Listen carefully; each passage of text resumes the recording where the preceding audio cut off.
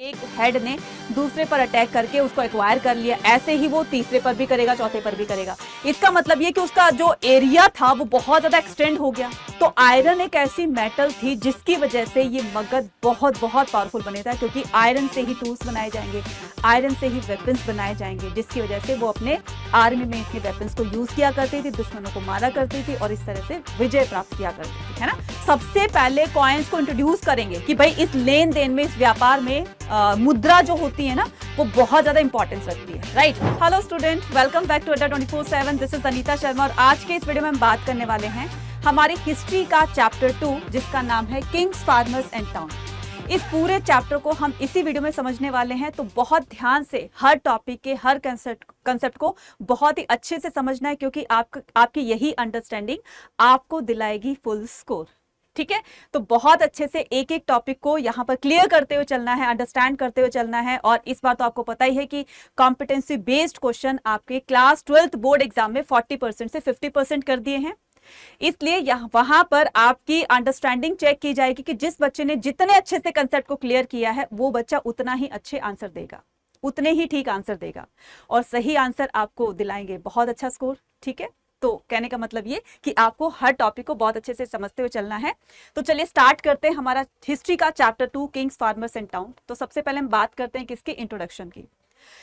Introduction में हम क्या क्या चीजें करने वाले हैं। इंट्रोडक्शन में हम करने वाले हैं कि किस तरह से हड़प्पा सिविलाइजेशन का एंड होता है, फिर उसके बाद से चीजें जो है वो रीस्टार्ट होना स्टार्ट होती हैं, ठीक है। उसके बाद ऋग्वेद को कब कंपोज किया गया, ठीक है। उसके बाद हम देखेंगे कि जेम्स प्रिंसेप कौन थे, तो जेम्स प्रिंसेप ने किस तरह से अपने कॉन्ट्रीब्यूशन इंडियन आर्कियोलॉजी में, ठीक है, अपना कंट्रीब्यूशन दिया, ठीक है। उन्होंने क्या ऐसा काम किया जिसकी वजह से उनको याद किया जाता है, ठीक है। तो ये सारी चीजें पढ़ेंगे कि जेम्स प्रिंसेप ने किस तरह से ब्राह्मी और खरोष्टी स्क्रिप्ट को डिसाइफर किया था, ठीक है, और ये अशोका के इंस्क्रिप्शन कहाँ कहाँ पर मिले थे, ये सारी चीजें हम इसमें बात करने वाले हैं, ठीक है।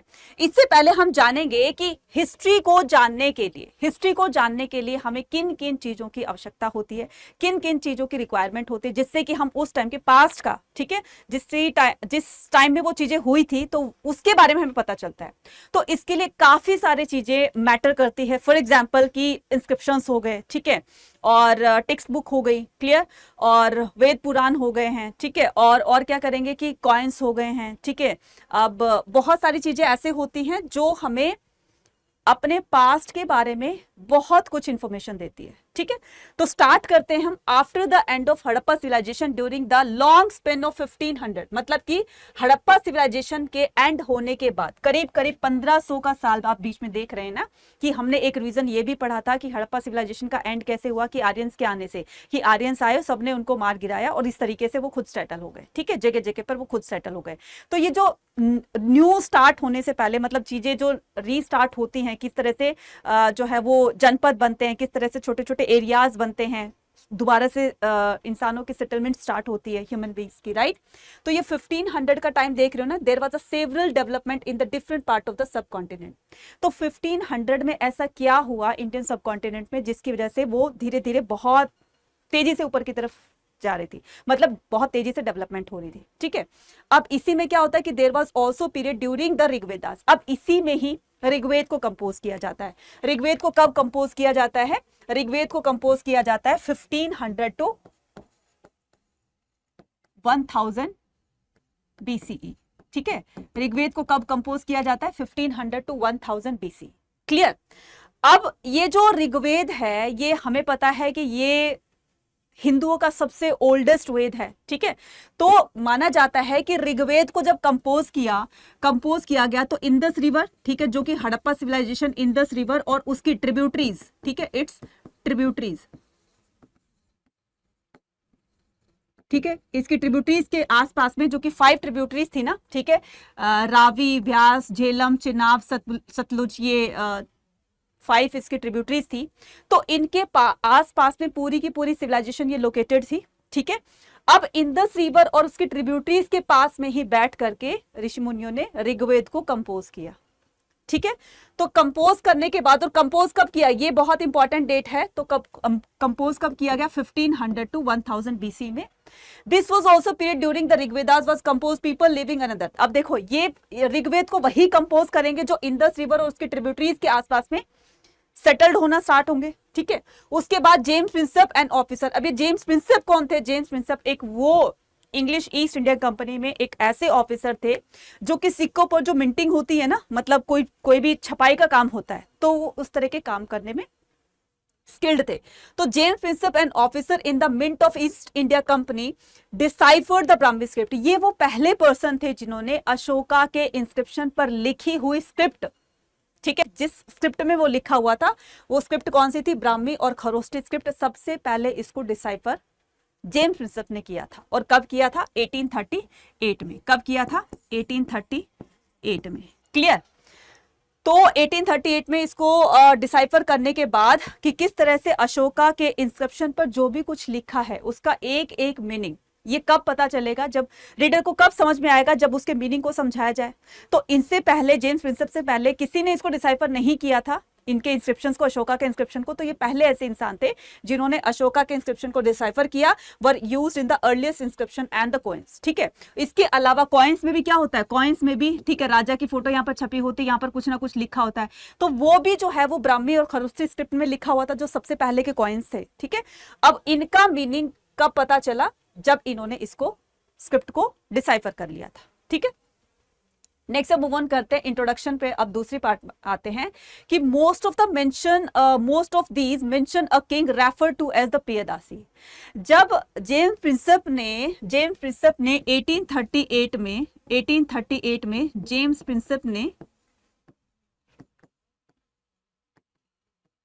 प्रिंसेप ने ये जो अशोका के इंस्क्रिप्शंस को डिसाइफर किया था, ठीक है, तो देखा जब उसको रीड कर रहे थे तो एक राजा ऐसा था जिसने अपना नाम एक्चुअल में ना लिखाकर अपना नाम पियदस्सी लिखवाया हुआ था। पियदस्सी का मतलब क्या होता है? प्लीजेंट टू बी होल्ड, ठीक है। एक तो पियदस्सी था और दूसरा क्या था? पियदस्सी और देवान पिया, ठीक है, देवन पिया, राइट। एक तो पियदस्सी था और देवान पिया था। देवान पिया का मतलब होता है बिलव्ड ऑफ गॉड, ठीक है, बिलव्ड ऑफ गॉड। तो किस राजा ने अपने आप को पियदस्सी और देव पिया लिखवाया? तो बाद में बहुत सारे इंस्क्रिप्शंस को स्टडी करने के बाद में पता चला कि अशोका ने खुद अपने आप को इस तरह से दो नामों से लिखवाया है। एक तो ये कि प्लीजेंट टू बी होल्ड, जो सबको अच्छा लगता है, सबका प्यारा होता है, ठीक है। एक वो जो भगवान का प्यारा होता है, ठीक है। तो इस तरीके से अपने आप को उन्होंने एक टाइटल के रूप में अपने आप को शो ऑफ किया उधर। There was a few inscription which refer to a Ashoka. फिर उसमें से कुछ पता चला कि ये तो अशोका के इंस्क्रिप्शन है। और कहीं कहीं पर बहुत सारी चीजों को मैच करने के बाद या बहुत सारी स्टडी करने के बाद फिर पता चलता है कि ये तो अशोका ने इस तरह से अपने आप को लिखवाया है। यूरोपियन, जैसे पहले ऐसा नहीं होता था कि आपने कई मूवी में भी देखा होगा कि लोग शायरी करते थे, ठीक है, शायरी लिखते थे और शायरी के बाद फिर वो अपना नीचे बनाम लिख देते थे, है ना। और कई बार आपने आर्टिकल्स भी पढ़े होंगे, कई बार अपने बुक में कोई चैप्टर भी पढ़ा होगा, नीचे कोई नाम ही नहीं दिया होता है ना, अननोन करके दिया होता है, कहीं ना कहीं कुछ ऐसा पढ़ा होगा आपने।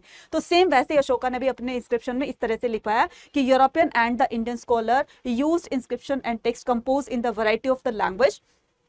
तो European and the Indian scholars used inscription and text compose in the.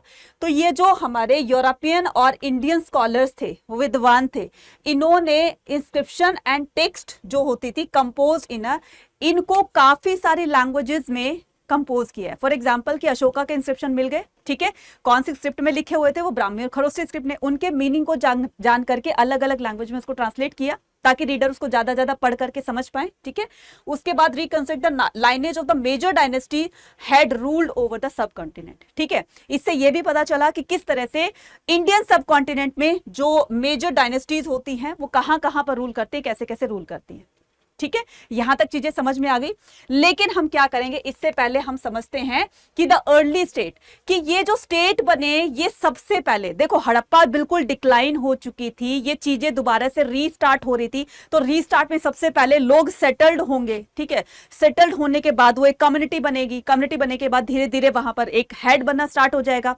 वही हेड अपनी इस कम्युनिटी को, अपने एरिया को एक्सटेंड करेगा, जिसकी वजह से वो थोड़ा सा इसका एरिया, इसकी लिमिटेशन, इसकी बाउंड्री जो है वो और ज्यादा एक्सटेंड हो जाएगी और वो धीरे धीरे स्टेट में कन्वर्ट हो जाएगा। लेकिन ये स्टेट की कहानी कैसे क्या बनी है वो ध्यान से सुनना कि देखो हड़प्पा सिविलाइजेशन के बाद जो लोग जगह जगह पर सेटल्ड होना स्टार्ट हो गए थे, एक ही जगह तो नहीं हुए थे ना। तो थोड़ा सा छोटा सा ग्रुप यहाँ पर, छोटा सा यहाँ पर, फिर कई यहाँ पर, यहाँ पर, यहाँ पर, इस तरीके से बहुत कई कई जगहों पर ये ग्रुपिंग स्टार्ट हो गई थी। थोड़े थोड़े लोग कहीं कहीं पर रहने लगे थे। ठीक है, इनको क्या बोला जाता है? इनको बोला जाता है जन। ठीक है, इनको क्या बोला जाता है? ध्यान से देखना। तो पहले मैं इसको समझा दूं। ठीक है, इनको बोला जाता है जन। जन का मतलब क्या होता है? जन का मतलब होता है पीपल। ठीक है, अब जैसे मैंने यहां पर आपको बताया कि किस तरीके से जन होता है, जस्ट अ मिनट। ठीक है, यहां पर हम देखेंगे कि देखो इधर क्या होता है, जब हड़प्पा सिविलाइजेशन डिक्लाइन हो गई थी तो लोग कोई यहाँ, कोई यहाँ, कोई यहाँ, कोई यहाँ, ठीक है, इस तरीके से लोगों ने अलग अलग जगहों पर रहना स्टार्ट कर दिया था। तो ये जो लोग होते हैं इनको क्या बोलेंगे? जन बोलेंगे। आपने संस्कृत में सुना होगा ना, जन का मतलब क्या होता है? पीपल। ठीक है, पीपल, राइट। तो ये लोग क्या करेंगे? पीपल यानी कि जन कहीं से सेंट्रल एशिया से आते हैं और यहाँ पर स्टार्ट हो जाते हैं, सेटल्ड हो जाते हैं, फिर धीरे धीरे इनकी ग्रुपिंग होने लगती है, मतलब ये बड़ा होने लगता है। ठीक है, अब यही लोगों का ग्रुप जब रहने लगेगा यहाँ पर, तो जन से क्या बनेगा? एक इंसान से तो कोई ग्रुप बनेगा नहीं ना, तो बहुत सारे लोग ग्रुप में रहेंगे, 10 हो गए, 20 हो गए, 50 हो गए, तो ये जो ग्रुपिंग होगी इससे क्या बनेगा? इससे बनेगा जनपद। इससे क्या बनेगा? इससे बनेगा जनपद। ठीक है, अब ये जनपद बन गया, तो जनपद क्या होता है? Group of the people. अब ये पीपल, खाली पीपल मतलब जन हो गए, जन से क्या बने? जनपद हो गए। अब जब जनपद में क्या होगा? एक हेड होगा, जैसे सरदार छोटे छोटे वो कबीले के रूप में बन जाते हैं। ठीक है, वो क्या बन गए? जनपद बन गए। अब उन जनपद में एक हेड होगा। ठीक है, अब वो हेड क्या करेगा? मान लीजिए हेड के मन में ये आती है कि मेरा एरिया जो यार छोटा है, क्यों ना मैं अपने एरिया को एक्सटेंड करूं, क्यों ना मैं अपने एरिया को बड़ा करूं, जिससे मेरे पास पावर भी आ जाएगी, पॉलिटिकल पावर भी आ जाएगी और मैं अच्छे से रूल भी करूंगा। लोग जो है मेरी पावर को देख करके मेरी शक्ति का अंदाजा लगा लेंगे कि मैं कितना पावरफुल हूं। ठीक है, तो ये क्या करेगा? ये इस वाले जनपद पर अटैक करेगा। ठीक है, इस जनपद पर अटैक करके फिर इसने क्या किया? अपना दायरा तो बड़ा कर लिया ना, यहां से यहां तक का पूरा दायरा जो है वो इसका हो गया है, हो गया इसका दायरा। क्लियर? इसका दायरा हो गया। इसके बाद ये क्या बन गया? ये बन गया महाजनपद। ये क्या बन गया? महाजनपद। ठीक है, तो जन से क्या बना? जन से बना जनपद और जनपद से क्या बन गया? महाजनपद। तो कहानी समझ में आ गई, जन से जनपद की और जनपद से महाजनपद की। तो इस तरीके से ये महाजनपद होते हैं, राइट। अब क्या करते हैं? अब हम आगे आते हैं कि आगे की कहानी इन 16, ये जो है पूरे इंडियन सब कॉन्टिनेंट में ऐसे 16 महाजनपद होते हैं जो कि बहुत बड़े बड़े होंगे। जैसे मैंने बताया ना कि एक रूलर, एक हेड ने दूसरे पर अटैक करके उसको एक्वायर कर लिया, ऐसे ही वो तीसरे पर भी करेगा, चौथे पर भी करेगा। इसका मतलब ये कि उसका जो एरिया था वो बहुत ज्यादा एक्सटेंड हो गया। इस एक्सटेंडेड एरिया को ही महाजनपद कहते हैं। तो ऐसे पूरे इंडियन सब कॉन्टिनेंट में ऐसे 16 महाजनपद होंगे। तो इन द 16th सेंचुरी, ये क्या कह रहा है? ठीक है, ये क्या कह रहा है? 6th century BCE is often regarded as a major turning point. ये 6th सेंचुरी, ये बहुत इंपॉर्टेंट है, यहां से बहुत बार क्वेश्चन आता है, आपका लॉन्ग क्वेश्चन भी और शॉर्ट क्वेश्चन भी। तो 6th सेंचुरी में इंडियन सब कॉन्टिनेंट में, इसमें इस हिस्ट्री में, इंडियन हिस्ट्री में एक मेजर टर्निंग पॉइंट इसको क्यों कहा जाता है? 6th सेंचुरी को ऐसा क्या हुआ था, क्या डेवलपमेंट हुई थी, कौन कौन से इसमें काम हुए थे जिसकी वजह से 6th सेंचुरी को एक टर्निंग पॉइंट, एक major turning point Indian history में बोला गया है? तो वो क्या है? अर्ली बुद्धिस्ट और Jainas text mention the 16 states known as the mahajanapada. ये बुद्धिस्ट टेक्स्ट में भी और जैनिस टेक्स्ट में भी लिखा हुआ है कि ये जो इस तरह के जो महाजनपद बने थे, तो ये 16 महाजनपद होते हैं। और 16 महाजनपदों का उल्लेख दोनों बौद्धिज्म और उसमें जैनिज्म दोनों की टेक्स्ट बुक में लिखा हुआ है कि जनपद मींस क्या होता है? जनपद होता है लैंड वेयर, वो धरती, वो लैंड जहां पर ग्रुप ऑफ द पीपल रहते हैं। लोग ग्रुप में रहना स्टार्ट करते हैं, चाहे वो उसको ट्राइब कहिए, ठीक है, चाहे आप उसको वो क्लान कहिए, तो इसको क्या बोलते हैं? जनपद बोलते हैं। सेट ऑन द फुट और the settlers, it is the word use in the Prakrit और संस्कृत। तो ये जो जनपद है ना बच्चे, ठीक है, जनपद को प्राकृत और संस्कृत में जो है वो जनपद कहा जाता है। ठीक है, और इंग्लिश में जैसे पता ही है आपको कि a land where the people और क्लान और द ट्राइब सेट, जहां पर लोग आकर ग्रुपिंग में रहने लगते हैं। सो मोस्ट ऑफ द महाजनपदात, अब मैंने क्या बताया था, हर एक महाजनपद में एक रूल हेड होगा। अब उसी हेड को राजा बना दिया जाएगा, उसी को ही राजा बोला जाएगा। तो ruled by a king were known as, जो कि इसको घानास और संगा के रूप में इनको माना जाएगा, वाज अ ओलिगेची, ठीक है, वर ओलिगेचीज। अब ये ओलिगेचीज क्या होते हैं, ध्यान से सुनना, ये बहुत बार 1 मार्कर में क्वेश्चन आता है कि what do you mean by oligarchies. Oligarchies होते हैं where the power was shared by the number of the man collectively called raja. Where the power, जो भी एक पावर एक राजा के हाथ में होती है, तो वह शेयर द नंबर ऑफ, वो अपनी पावर को अपने मिनिस्टर्स में वो डिस्ट्रीब्यूट कर देगा, जो भी उसके वेलविशर होंगे, जो भी उसके आसपास के होंगे, कहते हैं ना कि बहुत ही क्लोज होंगे, तो उनके साथ वो पावर को अपने को डिस्ट्रीब्यूट करेगा। किसी को बोल दिया कि तुम्हें जो है वो मेरी आर्मी देखनी है, ठीक है, किसी को बोलेगा तुम्हें ये एडमिनिस्ट्रेशन में ये वाला काम करना है, किसी को बोलेगा तुम्हें ये काम करना है, ये करना है, तो उसने अपनी पावर को डिस्ट्रीब्यूट कर दिया। इसी को क्या कहा जाता है, ओलिगेची कहा जाता है। अब महाजनपद हैड अ कैपिटल, हर एक महाजनपद की अपनी कैपिटल होती थी, ठीक है। कैपिटल क्यों बनती है, कैपिटल से पता चलता है कि वहां पर पर्टिकुलर राजा का पैलेस होता है, और कोई बाहर से कोई भी राजा हो गया, कोई भी विजिटर हो गया, तो वो इधर उधर कहाँ ढूंढेगा राजा को, तो पर्टिकुलर प्लेस पता होगा, वहीं जाकर के जो है वो राजा से जो है वो मिलेगा। तो mahajanapada had the capital which was often fortified, इसको बहुत अच्छे तरीके से प्रोटेक्ट किया जाता था, चारों तरफ से बहुत बड़ी बड़ी दीवारों से घेर दिया जाता था। क्यों, क्योंकि कभी भी दुश्मन आ करके राजा पर अटैक भी तो कर सकता है ना। सबको पता है कि राजा कैपिटल में रहता है, ठीक है, राजा का पैलेस जो है वो कैपिटल में है, तो दुश्मन अगर वो फोर्टिफाइड नहीं हुआ तो कभी भी आकर इसको नुकसान पहुंचा सकता है, तो उसको बहुत ज्यादा प्रोटेक्ट किया जाता है। जैसे आज भी देखते हो ना कि पीएम के आसपास में, उसके जहां पर उनका जो रेजिडेंशियल एरिया है उसके आसपास में कितनी हाई सिक्योरिटी लगा दी जाती है ना, इसीलिए कि ताकि रूलर, राइट, गवर्नमेंट वो प्रोटेक्टेड रहे। जब गवर्नमेंट स्ट्रांग रहेगी, अच्छी रहेगी, ठीक है, तो तभी तो देश चलता है। क्लियर, तो सेम ऐसे ही था। तो from the 6th century BC onward brahmana began composing the Sanskrit text known as the dharma. Question आता है कि धर्मसूत्र को कब कंपोज किया गया, 6th century BC onwards.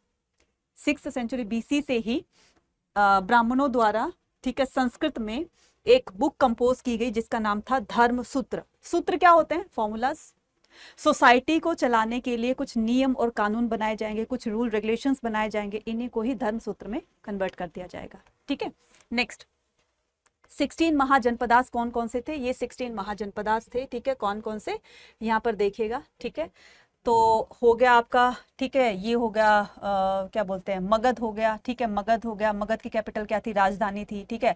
Kashi हो गया, कौशल हो गया, राइट, श्रावस्ती हो गया, ये हो गया, पांचाल हो गया, कुरु हो गया, राइट, और क्या हो गया, सूरसेन हो गया, ठीक है, मत्स्य हो गया, चेदी हो गया, अवंती हो गया, ठीक है, और अंगा हो गया, ठीक है, अंगा हो गया, उसके बाद ये अंगा है, ठीक है, ये अंगा हो गया, वज्जी हो गया। तो ऐसे 16 महाजनपद थे जिनका उल्लेख जो है वो जैनिज्म और बौद्धिज्म जो की बुक थी, टेक्स्ट बुक थी, उनमें किया गया है।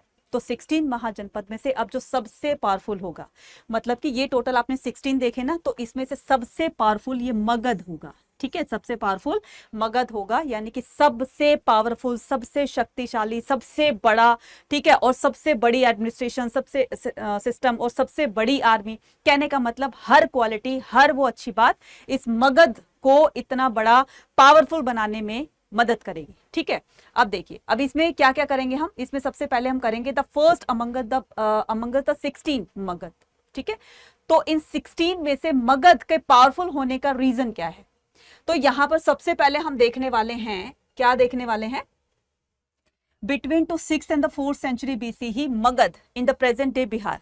तो पहले का मगध आज का बिहार है, इसको ध्यान रखना। अब देखो, जैसे कि हमने क्या पढ़ा, जनपद पढ़ा, ठीक है। अब वो जनपद, आज के टाइम में जनपद को क्या बोला जाता है, डिस्ट्रिक्ट बोला जाता है, ठीक है। बहुत सारे डिस्ट्रिक्ट बनकर मिलकर क्या बनाएंगे, स्टेट बनाएंगे। तो ये महाजनपद क्या था, स्टेट था, ठीक है। और बहुत सारे स्टेट मिलकर क्या बनाएंगे, कंट्री बनाएंगे, ठीक है ना।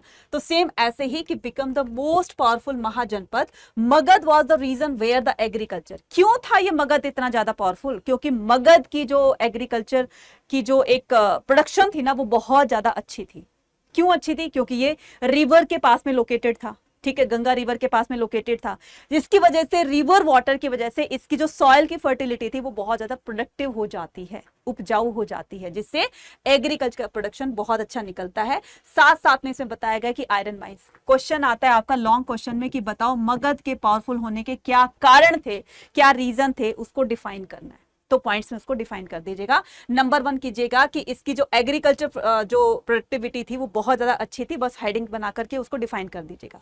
सेकंड, आयरन माइंस, ठीक है, प्रेजेंट डे झारखंड। तो आज का जो झारखंड देख रहे हैं ना, वो पहले इसी में था, मगध में ही था, और उसमें आयरन माइंस बहुत थी। तो हड़प्पा में हमने देखा कि आयरन को लोग जानते भी नहीं थे। तो आयरन एक ऐसी मेटल थी जिसकी वजह से ये मगध बहुत बहुत पावरफुल बने था, क्योंकि आयरन से ही टूल्स बनाए जाएंगे, आयरन से ही वेपन्स बनाए जाएंगे, जिसकी वजह से वो अपने आर्मी में इतने वेपन्स को यूज किया करती थी, दुश्मनों को मारा करती थी और इस तरह से विजय प्राप्त किया करती थी, है ना। इस तरह से 1 बाय 1 विक्ट्री जो है वो गेन कर लिया करते थे।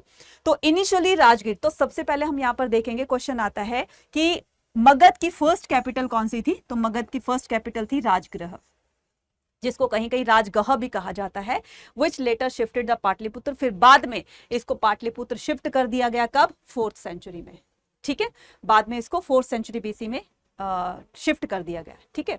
नेक्स्ट बढ़ेंगे कि Maurya empire, Chandragupta Maurya founded the Maurya empire in 321 BCE.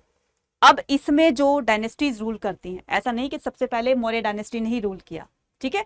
तो इससे पहले काफी सारी, जैसे हर्यक डायनेस्टी है, ठीक है, फिर नंद डायनेस्टी है, तो काफी सारी डायनेस्टी ने रूल किया, लेकिन बात किसकी आती है, मौर्य डायनेस्टी की, जिसकी वजह से ये मगध इतना ज्यादा फ्लरिश होता है, इतना एक्सटेंड होता है, इतना बड़ा हो जाता है, जिसकी वजह से इनको बहुत जाना जाता है। तो मौर्य डायनेस्टी के फाउंडर कौन थे, चंद्रगुप्त मौर्य, ठीक है। इन्होंने मौर्य एम्पायर की नींव रखी 321 बीसी में। He extended his control as far, उन्होंने अपना ये जो साम्राज्य है, अपना दायरा, अपनी लिमिटेशन जो है वो north west up to Afghanistan से लेकर के बलूचिस्तान, अफगानिस्तान और बलूचिस्तान, नॉर्थ वेस्ट से लेकर के अफगानिस्तान और बलूचिस्तान तक इसको फैलाया, ठीक है, इसको एक्सटेंड किया। Finding about the Maurya empire, तो मौर्य एम्पायर के बारे में हमें कहां कहां से पता चलता है। अगर मान लो ये सोर्सेज नहीं होते या टेक्स्ट बुक नहीं होती, तो हमें कैसे पता चलता कि हिस्ट्री क्या थी एक्चुअल में। जैसे हड़प्पा सिविलाइजेशन में कोई भी हमें रिटर्न डॉक्यूमेंट नहीं मिला, सिर्फ वहाँ के आर्टिफैक्ट से ही एक अज्यूम किया गया, ठीक है, इस तरह से वहाँ पर लोग रहते थे, इस तरह का ट्रेडिंग किया करते थे। तो कोई भी रिटर्न प्रूफ जो होता है ना, वो एक बहुत ही सॉलिड प्रूफ होता है, कुछ भी लिखा हुआ जो कंटेंट होता है वो एक बहुत ही सॉलिड प्रूफ होता है, और ये चीजें हमें महाजनपदास में मिलने लगी। तो जो मौर्य डायनेस्टी के बारे में हमें कहाँ से पता चलता है, तो ये सबसे पहले पता चलता है हमें उनके historian have used a variety of the sources constructed the history of Maurya empire, these include the archaeological finds. Archaeological finds यानी कि खुदाई के दौरान जो चीजें मिली, ठीक है, फिर उसको रिसर्च करके उसका फिर पता लगाया। जैसे सी जो कार्बन डेटिंग 14 होती है ना, ये एक ऐसा प्रोसेस होता है जिसमें किसी भी ऑब्जेक्ट को का एज का पता लगाया जाता है, ठीक है। अब मान लो उसमें कार्बन डेटिंग 14 से इसको उस पर रख दिया, तो इसकी एज अपने आप वहां पर लिखी हो जाएगी कि ये इतना पुराना है, ठीक है।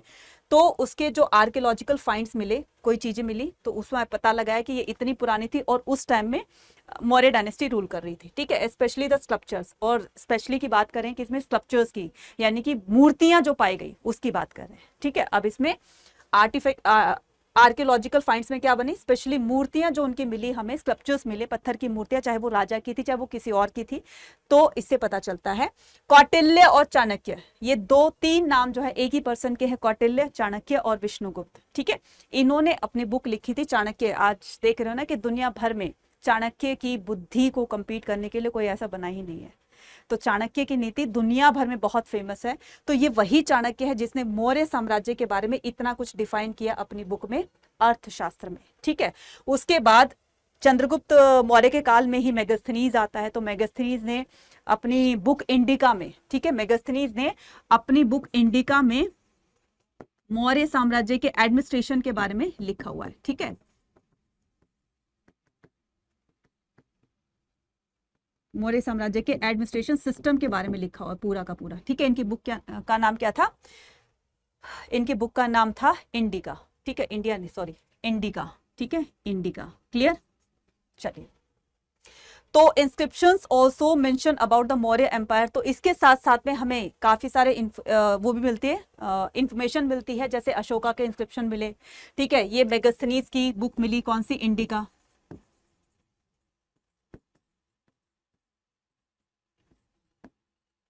ठीक है, मेगास्थनीज की बुक मिली इंडिका, राइट। तो इससे भी पता चलता है कि मौर्य साम्राज्य में किस तरह से उनका एडमिनिस्ट्रेशन चलता था।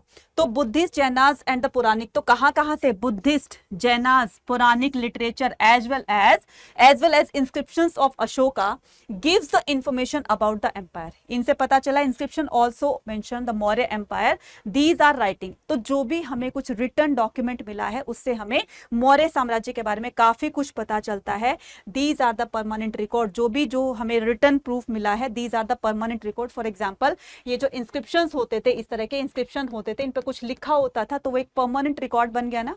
अब इंस्क्रिप्शंस क्या होते हैं, इंस्क्रिप्शन होते हैं हार्ड सरफेस पर लिखी हुई कोई भी चीजें, ठीक है। ये क्या होता है, हार्ड सरफेस, ठीक है, हार्ड सरफेस पर, या तो स्टोन पर, ठीक है, स्टोन पर, या फिर कोई भी मेटल प्लेट हो गई, तो उस पर जो भी कुछ लिखा होता है तो वो जल्दी से ना खराब नहीं होता, वो मिटता नहीं है, तो जिसकी वजह से हमें काफी कुछ उसमें जानकारी मिलती है। हाँ, ये बात अलग है कि बहुत साल होने के बाद जब वो मिट्टी में हमें मिले, या फिर बहुत कहीं पर अभी भी स्टे किए हुए मिले हैं, तो उसमें से काफी पुराने होने की वजह से कुछ इंस्क्रिप्शन के लेटर्स मिस हो गए हैं, कुछ फेडेड हो गए हैं, कुछ जो बुक्स मिली है उनकी जो इंक है वो फेल हो गई है, फेडेड हो गई है, कुछ मिस होने के जैसे कंप्लीट सेंटेंस का सेंस नहीं बन पा रहा है। तो बहुत सारी, ठीक है, दिक्कतें आई, प्रॉब्लम आई, लेकिन ओवरऑल क्या पता चलता है कि हमें डायनेस्टी के बारे में पता चलता है, साम्राज्य के बारे में, एम्पायर के बारे में पता चलता है। तो इसके बाद हम क्या करेंगे, जो भी हमें इंस्क्रिप्शन मिले हैं साथ साथ में उनकी डेट्स भी हमें पता होती है, क्योंकि जो रिकॉर्ड्स होते हैं वो ऐसे लिखते थे कि चंद्रगुप्त मौर्य ने कौन कौन सी विक्ट्रीज जो है वो हासिल करी थी, कौन कौन सी विजय प्राप्त करी थी, साथ में जैसे कलिंगा वॉर हुआ था, ठीक है, अशोका इंस्क्रिप्शन में लिखा हुआ है, तो आपको बताना है कलिंगा वॉर कब हुआ, कमेंट सेक्शन में लिखकर बताना है, ठीक है। तो कलिंगा वॉर, ठीक है, तो जो कलिंग के राजा थे उनके साथ में उनको कलिंगा वॉर होता है, ठीक है। उसके बाद अशोक अपने वेपन्स को गिव अप कर देता है रणभूमि में ही, और कभी दोबारा अपनी लाइफ में कभी भी वेपन्स को उन्होंने हाथ में ना लेने की उन्होंने कसम खाई, राइट। और फिर बाद में बौद्धिज्म को अपना लेते हैं, और इस तरह से बौद्धिज्म को फैलाने के लिए उन्होंने काफी एफर्ट्स भी किए, काफी सारे काम भी किए, क्लियर। तो ये सारी चीजें हमें कहाँ से पता चलती है, रिकॉर्ड से पता चलती है। Administration and the Maurya empire में हम पढ़ने वाले हैं द 5 मेजर पॉलिटिकल सेंटर्स, ठीक है। कौन कौन से मेजर पॉलिटिकल सेंटर थे, देयर वर द, देखो यहाँ पर है 5 मेजर पॉलिटिकल सेंटर, तो मैं भी आपको दिखा देती हूँ। ये सेंटर ऐसे कि इतने बड़े एम्पायर को चलाने के लिए इसको 5 भागों में बांट दिया जाएगा, ठीक है। कौन कौन से, एक तो आपका कैपिटल ही हो गया, कौन से, पाटलिपुत्र हो गया, ठीक है। अब वो पाटलिपुत्र के बाद हम देखेंगे, पाटलिपुत्र तो उनकी कैपिटल थी ही, उसके बाद में तक्षशिला, उज्जैनी, राइट, तोशाली और स्वर्णगिरी, राइट। तो ये कहाँ कहाँ पर लोकेटेड हैं वो आपको देखना है। तो आपके इस तरह के मैप के क्वेश्चन भी बनेंगे, तो ध्यान से देखना कहाँ कहाँ पर है ये 5 सेंटर, ठीक है। तो ये रहा आपका तक्षशिला, राइट, तक्षशिला। उसके बाद ये उज्जैनी है, राइट, उज्जैनी है। उसके बाद बताया गया है इसमें उज्जैनी के बाद तक्षशिला, तोशाली, राइट, तोशाली भी यहाँ पर है, ठीक है। ये हो गया आपका गिरनार, सोपारा, ये हो गया कलिंगा, समुद्रगुप्त, सांची, गुजारा, ठीक है, तोशाली, कोपारा, कलसी, मेरठ, ठीक है। अभी आगे दिखाती हूँ मैं, तोशाली, स्वर्णगिरी और ये सब कहाँ पर हैं, ये सारे इसी मैप में, एक और मैप आगे लाकर दिखाऊंगी मैं, ठीक है। देखिए यहाँ पर ना आपको इस तरीके से एक मैप दिखाई देगा, वहां पर सारी चीजें आपको बताई जा रही है, ठीक है। Just a minute.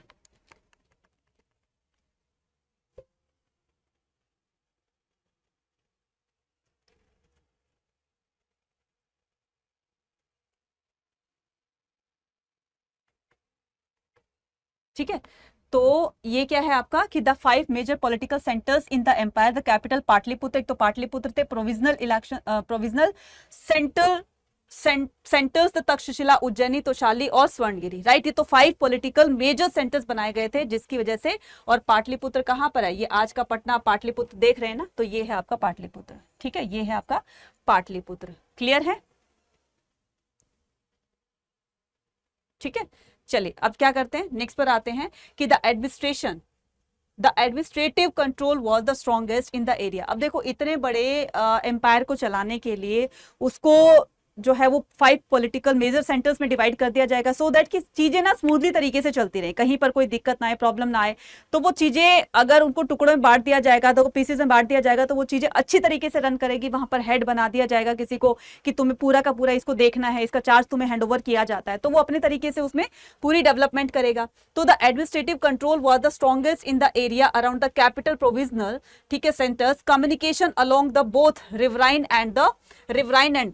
अब ये जो इनका कम्युनिकेशन होगा, ठीक है, किन किन का कम्युनिकेशन का मतलब होता है, इनके जो ट्रेडिंग्स होंगे, जो मर्चेंट्स एक जगह से दूसरी जगह पर जाएंगे, तो ये इनका जो कम्युनिकेशन होगा वो रिवराइन से भी होगा और लैंड रूट से भी होगा, यानी कि रिवर के थ्रू भी होगी ट्रांसपोर्टेशन और लैंड से भी होगी। क्लियर? तो बताया गया है कि route was vital existence of the empire. तो रूट बहुत ज्यादा किसी कंट्री की इकोनॉमिक डेवलपमेंट करने में रूट्स बहुत ज्यादा मैटर करते हैं।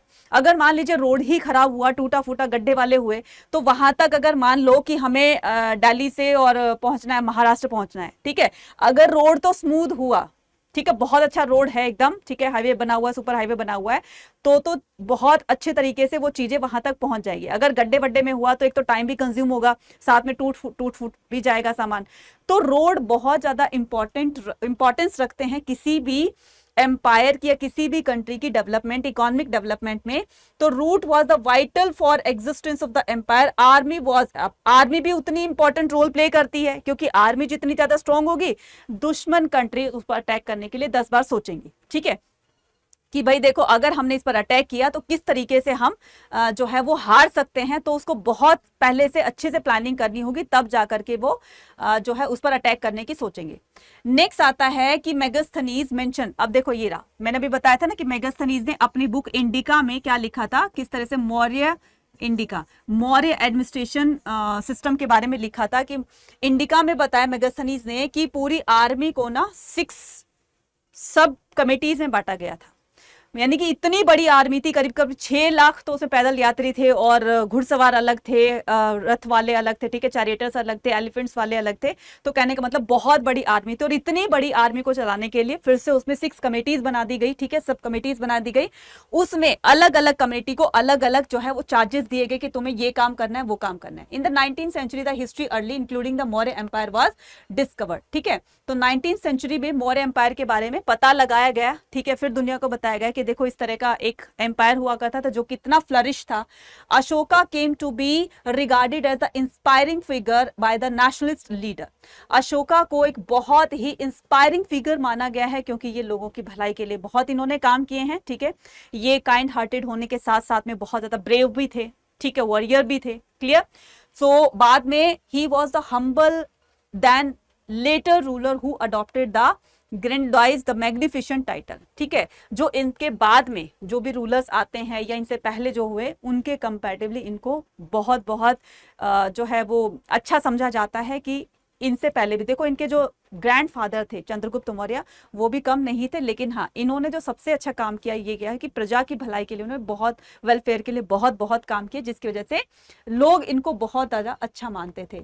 New notions of the king. अब बात हम नॉर्थ इंडिया की कर रहे थे, ठीक है, लेकिन साथ साथ में हम देखेंगे ना कि किस तरह से स्टेट का इमर्जेंस होना ना, तो पर्टिकुलर नॉर्थ में तो होगा नहीं, साउथ में भी होगा, ईस्ट में भी होगा, नॉर्थ में भी होगा, तो हर जगह पर यहाँ पर धीरे धीरे स्टेट्स इमर्ज, ठीक है, स्टेट्स बनने लगेंगे। तो अब हम बात करते हैं किसकी, साउथ की। तो साउथ में भी चोला, चेरास, पांड्यास जैसे जो है वो चीफन्स या कह सकते हो एम्पायर्स, ठीक है, डायनेस्टीज जो है रूल करेंगी। तो chief was the powerful man who position the many. तो चीफ भी क्या होता था, एक तरह का राजा मान लीजिए, तो वो हेरिडिटी हो भी सकता था, नहीं भी हो सकता था। जैसे मान लीजिए किसी राजा पर, किसी राज्य के राजा पर अटैक किया, ठीक है, उसको हरा दिया, तो हराने के बाद दूसरे राजा आ गए, ठीक है, दूसरे ने किंग अपना वो स्टैब्लिश कर लिया, अपना जो शासन था वो स्टैब्लिश कर लिया, मतलब वो हेरिडिटी नहीं हुआ ना, उसकी तो वहीं पर ब्रेक हो गई हेरिडिटी।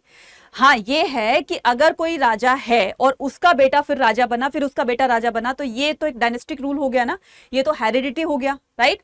तो कोई आ करके दूसरे राज्य पर अटैक करके और वो राज करने लगता है, तो वो तो हो गया किंगडम। और जो डायनेस्टिक रूल चलता है कि पहले फादर, फिर उसके बाद बेटा, फिर उसके बाद बेटा, वो हो गया डायनेस्टिक रूल, राइट। तो इसमें वो हो भी सकता था, हेरिडिटी नहीं भी हो सकता। अब किसी राजा को किसी ने हरा दिया तो दूसरा भी तो राजा आ सकता था। So he receive the gift from his subordinate like the king who usually collected the tax. तो ये लोगों से गिफ्ट लिया करता था, जैसे कि टैक्सेस लेते हैं। अब राजा का काम कैसे चलता था, मतलब उनका आज भी तो यही होता है ना कि गवर्नमेंट जो है वो जैसे इनकम टैक्स होता है, हाउस टैक्स होता है, तो इस तरह के टैक्सेस लेती है ना, जीएसटी हो गया, बहुत तरह के टैक्सेस होते हैं जो सिटीजन पे करते हैं। अब ये जो पैसा होगा, ये जो भी मनी होगी वो गवर्नमेंट के अकाउंट में जाएगी, और गवर्नमेंट क्या करती है, उसको पब्लिक के वेलफेयर में उसी को कंज्यूम कर खर्च कर देती है, ठीक है, एक्सपेंड कर देती है। तो इसमें बताया गया कि जो भी राजा लोगों से जो टैक्सेस वो किया करता था, गिफ्ट वगैरह कलेक्ट किया करता था, फॉर एग्जाम्पल टैक्सेस कलेक्ट किया करता था, तो उससे he and often the distribute these among the his supporters, right. तो जो उसके सपोर्टर्स होते थे, ठीक है, अब राजा देखो, एक तो ये होता है कि टैक्स से ही उसके पूरे राज्य का काम चलता है, कि टैक्स लोग देंगे, फार्मर्स देंगे, अलग अलग तरह के टैक्स इंपोज किए जाएंगे, ठीक है।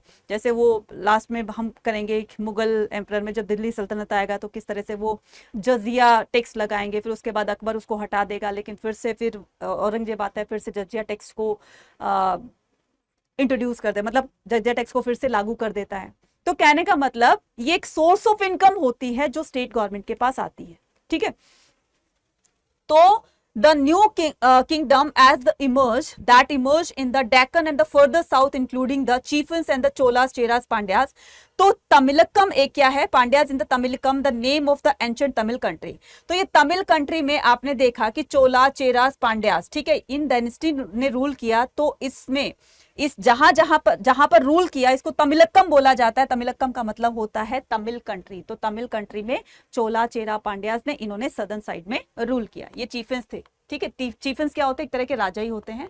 New notions of the king में फिर हम देखेंगे कि chief was the powerful man who position may और मे नॉट बी हेरिडिटी, ठीक है। तो ये अच्छा ये हो गया, ठीक है। नेक्स्ट हम करते हैं कि डिवाइन ऑफ द किंग।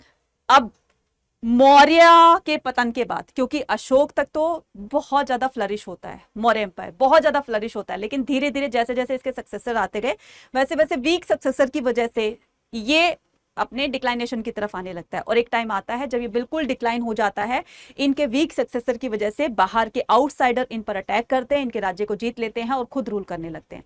उन्हीं में से एक था कौन, उसी में से एक थे कुषाण डायनेस्टी के रूलर्स, ठीक है। तो kings often try to identify themselves a variety of the deities order to claim the high status. अब जो राजा होते थे वो अपने आप को किसी भगवान से कम नहीं समझते थे कि हम ही बस भगवान है, हमारे से ऊपर कोई है नहीं, मतलब कोई भी नहीं है हमारे पर, XYZ भगवान भी नहीं है। तो वो पृथ्वी पर जब आए ना, मतलब धरती पर आए, तो वो अपने आप को भगवान मानते थे कि इस पूरी दुनिया के हम ही भगवान हैं, ठीक है। तो तुम्हें हमें ही वर्शिप करना है, हमारा कहना, हमारा जो भी ऑर्डर पास हो गया उसको बिल्कुल भगवान का ऑर्डर मान करके तुम्हें ओबे करना है उसको, ठीक है। तो king and often tried to identify themselves with a variety deities in order to claim the high status. This strategy was used by the Kushanas. और ये इस तरह की स्ट्रेटेजी जो है वो कुषाण रूलर्स ने फॉलो की थी। मतलब डिवाइन ऑफ किंग, कि हम तो गॉड की परछाई हैं, ठीक है, गॉड का दिव्य प्रकाश, मतलब गॉड ने हमें पृथ्वी पर इसलिए भेजा है तुम्हारी हेल्प करने के लिए, right. So first century BC से फर्स्ट सेंचुरी CE तक इनका रूल जो है होता है। हु ना सिर्फ इंडिया पर भी बल्कि माना जाता है कि चाइना पर भी इन्होंने रूल किया था, जैसे कनिष्क की बात करते हैं उनको, ठीक है। Who ruled over a vast kingdom from the central Asia. अब ये वाला एरिया आप जो देख रहे हो हमारे इंडिया का, ठीक है, ये वाला जो एरिया देख रहे हो ये, ठीक है, ये कौन सा है, पूरा का पूरा ये सेंट्रल एशिया, जिसमें आपकी जितनी स्थान वाली कंट्रीज है ना, उज्बेकिस्तान, तजाकिस्तान, किर्गिस्तान, ये स्थान वो सारी सेंट्रल एशिया में आ जाती है। तो यहाँ से आपके सेंट्रल एशिया से लेकर के और पूरे नॉर्थ वेस्ट साइड तक इनका पूरा का पूरा ये एम्पायर था। कॉलेजल स्टैचू, तो एक हमें स्टैचू मिला है इस तरह का बना हुआ, ठीक है, हालांकि इसकी मुंडी नहीं है, वो टूट फूट गई है क्योंकि बहुत पुरानी थी, ठीक है। तो इस तरीके से आप देख रहे हो ना, इनके कॉस्ट्यूम से ही लगता है कि किस तरह से ये कितने पावरफुल थे, राइट। तो इस colossal statue of the Kushanas ruler have been found install in the shrine. तो ये क्या करते थे, मंदिर के बाहर जो एंट्रेंस गेट होता है टेंपल का, तो उस टेंपल के एंट्रेंस गेट के पास ही क्या करते थे, अपनी बड़ी सी मूर्ति लगा देते थे, ठीक है। लोग विजिटर्स, जो भी डिवोटीज आते, वहां पर विजिटर्स आते, तो सबसे पहले इनको प्रणाम करते। आप भी देखते हो ना कि कई बार टेंपल्स में ऐसा होता है कि जिसने वो टेंपल कंस्ट्रक्ट करवाया है उसकी बड़ी सी मूर्ति लगा दी जाती है, देखा होगा ना आपने। आप बताना कमेंट सेक्शन में लिखकर कि आपने ऐसा कहां पर देखा है, राइट, कौन से टेंपल में देखा है। तो क्या करते हैं, इससे कि जो भी वहां पर विजिटर्स आते हैं तो उनको ये पता रहे कि भाई देखो ये इतना बड़ा सुंदर सा टेंपल किसने बनवाया, इन्होंने बनवाया। हालांकि वो इस दुनिया में नहीं रहे हैं अब, ठीक है, इसलिए उनका स्टैचू बना दिया गया, इनके मूर्ति बना दी गई है ताकि लोग इनको याद रख सके कि ऐसा ही काम जो है वो कुषाण डायनेस्टी के रूलर करते थे। तो बड़ा सी एक बहुत बड़ी सी स्टैचू बनाई गई, ठीक है। इंस्टॉल अ श्राइन कहां पर, मथुरा उत्तर प्रदेश में। By the 4th century evidence larger status, ये इस तरह के स्टेटस को दर्शाती है कि अगर उन्होंने टेंपल के एंट्रेंस गेट के साथ में इसको अपना स्टैचू को इंस्टॉल करवाया, इसका मतलब ये कि पहले वो मेरे सामने अपना सर झुकाए, उसके बाद वो भगवान के सामने, है ना। तो आप डीप मीनिंग समझ सकते हो कितना है ये, राइट। तो फिर उसके बाद 4th century में गुप्ता रूलर्स आ जाते हैं, ठीक है। तो Gupta empires have been found the, ठीक है। तो गुप्ता रूलर के फाउंडर कौन थे, श्रीगुप्त थे, ठीक है, ठीक है, श्रीगुप्त, राइट। लेकिन सबसे पावरफुल जो माना जाता है और सबसे जो फेमस रूलर हैं इनके, Chandragupta Chandragupta second. Gupta empire have been found, ठीक है, many of these dependent the samantas. तो गुप्ता एम्पायर का जब रूल चलता है, ठीक है, तो ये many of these dependent on samantas, तो ये गुप्ता एम्पायर जो है वो सामंतास पर सामंतास कौन होते हैं, इन पर डिपेंड करते थे। कौन होते थे ये, मैन हूं। अब देखो ये सामंतास कौन होते थे, जो आपने मूवी देखी होगी ना, बाजीराव मस्तानी मूवी देखी होगी, ठीक है। अब उसे महाराष्ट्र साइड में, डेक्कन साइड में क्या होता था, इसी तरह के सामंतास होते थे ना, तो वो भी एक तरह के राजा ही होते थे। हाँ, ये है कि वो एक तरीके से पूरे जो भी एरिया में रिसोर्सेज होते थे, नेचुरल रिसोर्सेज होते थे, उनको यूज किया करते थे। Samantas man who maintain themselves through a local resources including the control over the land. तो वो रूलिंग के साथ साथ में वहां के रिसोर्सेज को भी यूज किया करते थे।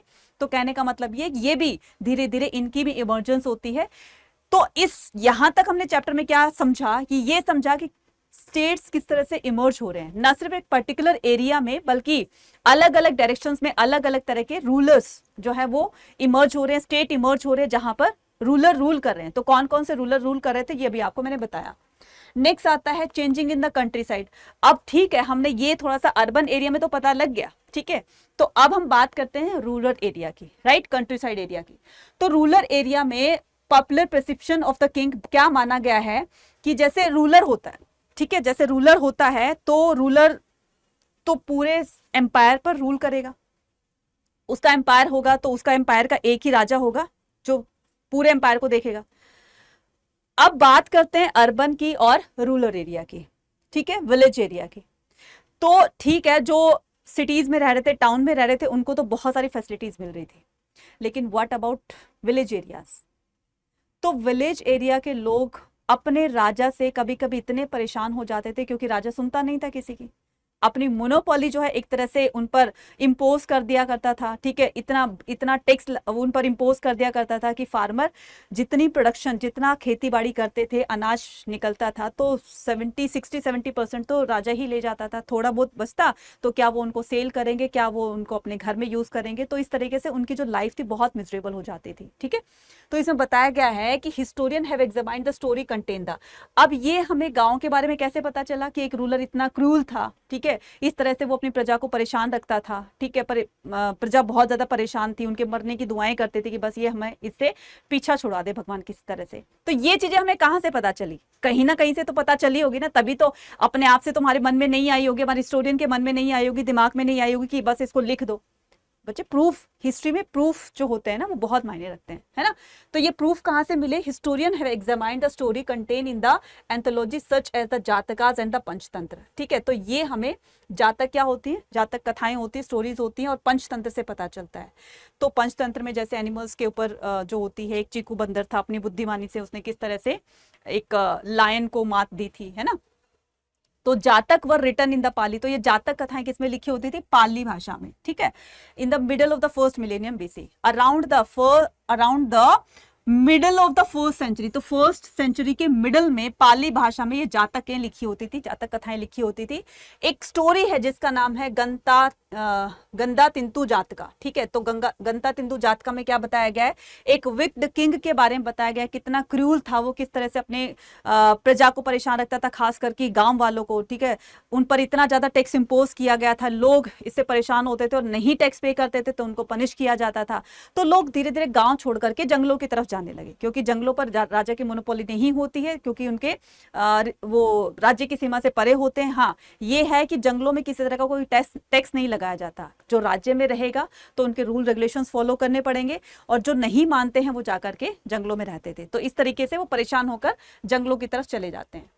Strategies for increasing the production, अब क्या क्या जो है वो स्ट्रेटजीज अपनाते थे प्रोडक्शन को इंक्रीज करने में, ठीक है।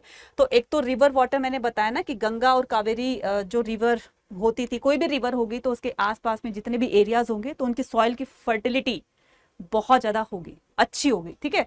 तो प्रोडक्शन उतना ही अच्छा लगेगा, निकलेगा। तो उसके बाद iron flow share let the growth of the, अब उसमें साथ साथ में क्योंकि आयरन माइंस बहुत थी, ठीक है, आयरन माइंस की वजह से जो भी वेपन्स वगैरह में आयरन यूज की जाती थी, तो अगर एग्रीकल्चर की बात करें तो प्लो में ना हल होता है, तो उसकी टिप पर क्या हुआ था, उसकी टिप पर एक नुकीली इसकी लोहे की, आयरन की कोई चीज लगाते थे। जैसे जैसे वो खुदाई करते थे, प्लो करते थे, तो वो जमीन नीचे तक खुदाई हो जाती थी उसकी, राइट।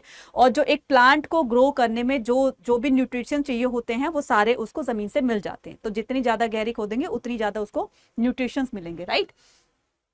तो इस तरीके से ये एग्रीकल्चर की प्रोडक्टिविटी को इंक्रीज करने में ये चीजें काफी काम आती थी। नेक्स्ट होता है डिफरेंस द रूरल सोसाइटीज, ठीक है। अब रूरल सोसाइटी में यानी कि कंट्री साइड वाले, गांव वाले एरिया में भी किस तरह से डिवाइडेड थी, कैटेगरीज में डिवाइडेड थी। अब एक तो वो कैटेगरी बनेगी जिसके पास लैंड बहुत ज्यादा होगी, लाइक जमींदार। एक वो होगी कि थोड़ी बहुत जमीन है जिसके पास, ठीक है, तो वो एवरेज फार्मर्स में काउंट किया जाएगा। एक वो है जो बिल्कुल लैंडलेस होगा, जो लेबर होगा, दूसरे के खेतों में जाकर काम करेगा। तो इस तरीके से ना बहुत सारी चीजें यहाँ पर भी कंट्री साइड में भी हमें चेंजेस देखने को मिलेंगे कि with the increasing the production, तो जैसे जैसे एग्रीकल्चर में प्रोडक्शन बढ़ता गया, लोगों का इंटरेस्ट इसमें बढ़ता गया, क्योंकि उनके पास एक यही जरिया था जिसकी वजह से वो सरवाइव कर पा रहे थे, क्योंकि बाकी तो काम जो है वो सिटीज की तरफ थे, शहरों की तरफ थे। अब सारे लोग तो शहरों में जाकर ये काम नहीं करेंगे, तो लोगों ने देखा भाई एक यही जरिया है, तो इसी में अपना फ्यूचर आगे बढ़ाते हैं। तो जैसे जैसे इन प्रोडक्शन इंक्रीज हो रहा था, there was a growing difference amongst the people engaged in the agriculture, like landless agriculture, right, labours, small peasant and the large land holder. तो इसमें आपने एक वर्ड सुना होगा, गहपति। गहपति क्या होता है, पाली भाषा में गहपति लिखा होता है, लेकिन इसका लिटरल मीनिंग होता है हेड ऑफ द फैमिली, ठीक है। इसका लिटरल मीनिंग क्या होता है, गहपति का लिटरल मीनिंग होता है head of the family, right, head of the family, ठीक है। तो हेड ऑफ द फैमिली के अंडर में ही सारा काम होता था। फॉर एग्जांपल जैसे हमारे दादाजी होते हैं, तो दादाजी के देख रेख में ही सारे डिसीजन लिए जाते हैं, जो मेजर डिसीजंस होते हैं। कोई भी शादी ब्याह का मामला हो गया, मैटर हो गया, तो उसमें दादाजी की पूछी जाती है, ठीक है। और पूरी प्रॉपर्टी होती थी वो दादाजी के नाम होती थी। अब तो खैर सिचुएशन चेंज हो गई है, राइट। इसके अलावा अगर कोई पशु भी होते थे वो भी दादाजी के नाम होते थे, कोई व्हीकल होता था वो भी दादाजी के नाम होता था, जमीन भी दादाजी के नाम होते थे। XYZ head of the family कौन होते थे, जो भी XYZ का, चाहे वो दादाजी थे, वो तायाजी थे, चाहे वो पापा हैं, कोई भी XYZ, ठीक है। तो गहपति होता है हेड ऑफ द फैमिली, जिसकी देख रेख में सारे काम होते हैं। इन द तमिल, तो gahapati was often use in Pali designate the second and the third category. तो अर्ली जो ये थर्ड कैटेगरी थी, कौन सी, ये जो आप लार्ज लैंड होल्डर कर रहे हो ना, तो ये थर्ड, सेकंड और थर्ड कैटेगरी में, मतलब जो स्मॉल पीजेंट होते थे और जो लार्ज लैंड होल्डर्स होते थे, तो सेकंड और थर्ड कैटेगरी में ये गहपति वर्ड यूज किया गया था, ठीक है। तो इसमें हर तरह के डिसीजन को लेने के लिए सबसे पहले उनकी परमिशन ली जाती थी। Early Tamil literature the Sangam text, तो जो संगम टेक्स्ट है उसमें ना गांव की कैटेगरी को, गांव वाले एरिया को या गांव की सोसाइटी को 3 भागों में बांटा गया था। कौन कौन सी, एक तो जो लैंड ओनर्स थे, जिनके पास बहुत लैंड थी, उनको वेल्लौर कहा जाता था, ठीक है, वेल्लौर कहा जाता था। एक प्लोमैन थे जो उनके खेतों में हल चलाया करते थे, उसको उझावर कहा जाता था। और अदमई को स्लेव्स कहा जाता था, ठीक है। तो इस तरीके से जिनके पास लैंड नहीं होती थी, दूसरे के खेतों में काम करते थे, तो वो अदमई कहलाते थे, और अदमई का मतलब होता है slave, right. Land grant and the new rural elites, अब लैंड ग्रांट करने का राइट किसके पास था, ठीक है। अब जैसे ब्राह्मणों को लैंड ग्रांट करनी होती थी, वो हवन यज्ञ वगैरह करते थे, तो बड़े बड़े राजा महाराजा होते थे, तो उनको भूमि दान कर दिया करते थे, है ना। तो ये राइट सिर्फ मैन को ही था और रॉयल फैमिली ही, क्योंकि उनके पास बहुत सारा, या फिर जो जमींदार होते थे उन्हीं के पास होता था, तो वो लैंड ग्रांट कर दिया करते थे। ठीक है, तो land grant of the land were started from the early centuries of the common era. तो बहुत टाइम पहले लैंड ग्रांट करने का कि भाई तुमने अच्छा काम किया है, तो पैसे इतने इतने होते नहीं थे, तो उनको लैंड ग्रांट कर दिया करते थे। ठीक है, भूमि दान कर दिया करते थे। तो many of these were recorded in था, तो ये भूमि दान करने का भी रिकॉर्ड इंस्क्रिप्शन में हमें मिलता है। आपने देखा होगा कहीं टेम्पल बना होता है ना, उसकी दीवारों पर उसके कहीं ना कहीं ना छोटा सा एक वो दीवार पर लिख दिया होता है, एक प्लेट बना दी जाती है, वहां पर लिखा होता है कि कंस्ट्रक्टेड बाय दिस, तो इस पर्सन ने, पर्टिकुलर पर्सन ने इसमें इतने लाख रुपए दिए या इतना पैसा दिया, किसी ने ईंटें डलवाई, किसी ने इसमें कुछ किया, किसी ने उसको लैंड ग्रांट करी, तो उनका रिकॉर्ड जो है वहां पर मेंशन किया जाता है। तो यही काम पहले भी होता था। ठीक है, तो the inscription also gives the ideas idea ruler about the ruler population. तो इंस्क्रिप्शन से हमें रूलर की पॉपुलेशन के बारे में भी पता चलता है। जैसे अभी हमने देखा कि अदमई होते थे, उझावर होते थे, वेल्लौर होते थे, राइट, किस तरह से वो कैटेगरीज में डिवाइडेड थे। These including the Brahmanas, peasant as well as the other expected to provide a range of the productive of the king for his representative.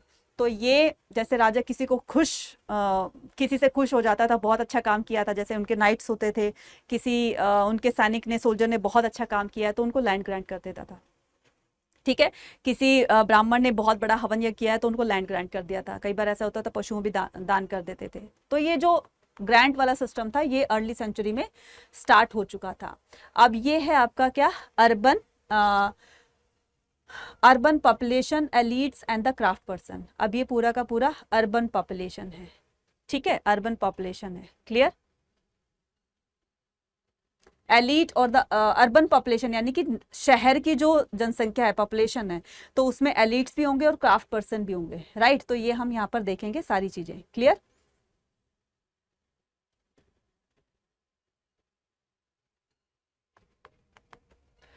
Town and trade, तो न्यू सिटीज में क्या बढ़ेगा।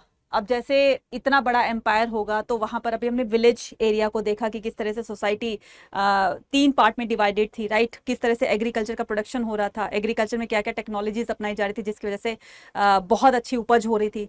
अब हम थोड़ा सा आते हैं शहरों की तरफ, अर्बन सेंटर्स की तरफ।